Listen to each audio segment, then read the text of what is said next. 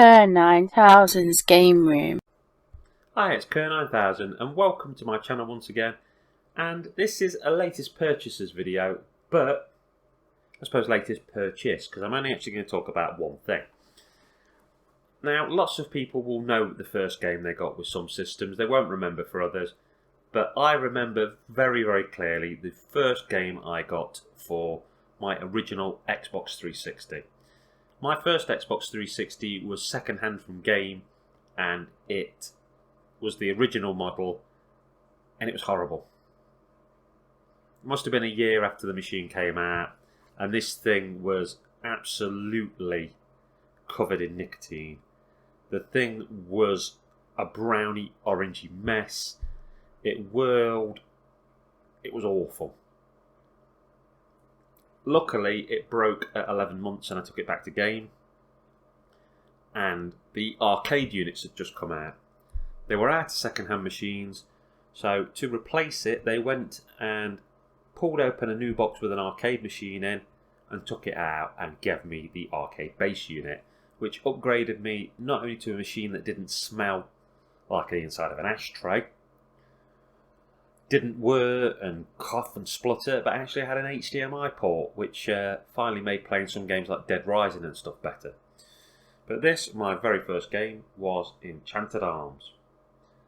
Now, I've brought this again now. I'm actually not sure. Somewhere, because I've got lots of games, I might have this in storage. But I noticed the other day that it has been delisted from the Microsoft Store.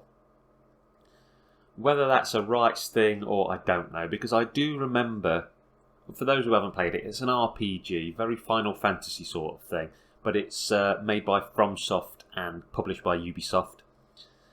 There was a character in it who had a really, really over-the-top, stereotype-esque gay man's voice, which probably doesn't fly that well nowadays. So is it that? Is it a licensing thing? What's the... I've got no clue. But I imagine that as you can't get it digitally anymore, well, through legitimate means, shall we say, that this will go up in value. And just in case my old copy did get traded or sold or lost at some point, I wanted to make sure I had a copy of this in my collection. CEX are still selling it for about £4, but none within a 70-mile radius of me have got it. I could have got it posted from CEX for £6.50, but you never know what you're going to get. This cost me £8 and the disc is perfect and it's in lovely condition.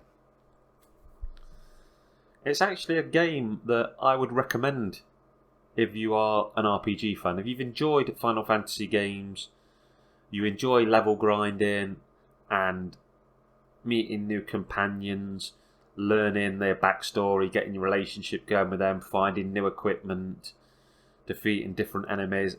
I think it's a heck of a game.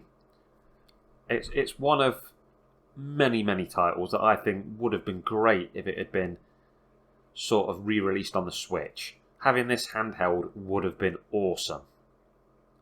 Is it the best RPG in the world? No. Is it the best RPG on the 360?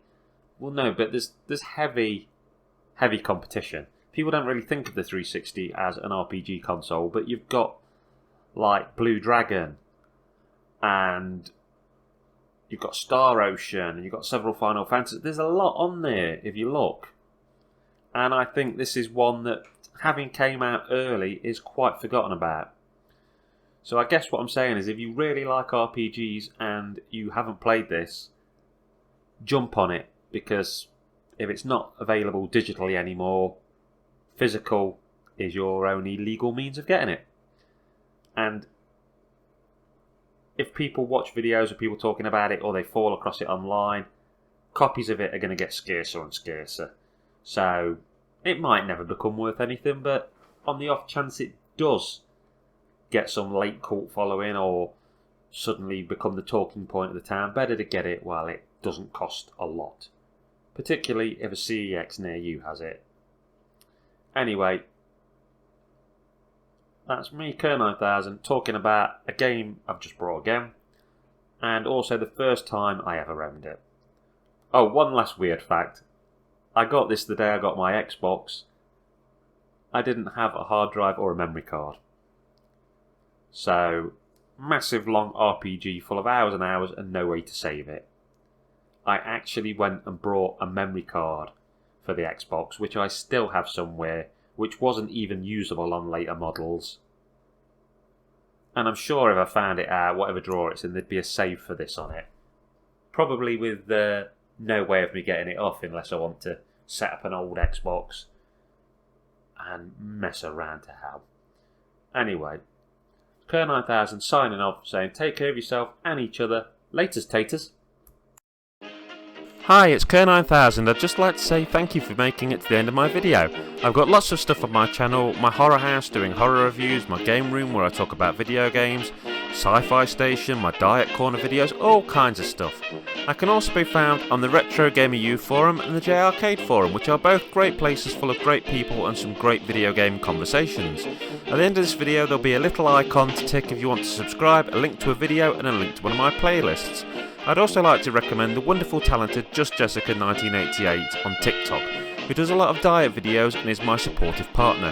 Thank you once again for watching my video, and particularly if you follow me, thank you for all of your support. Have a great rest of your day. Laters, taters.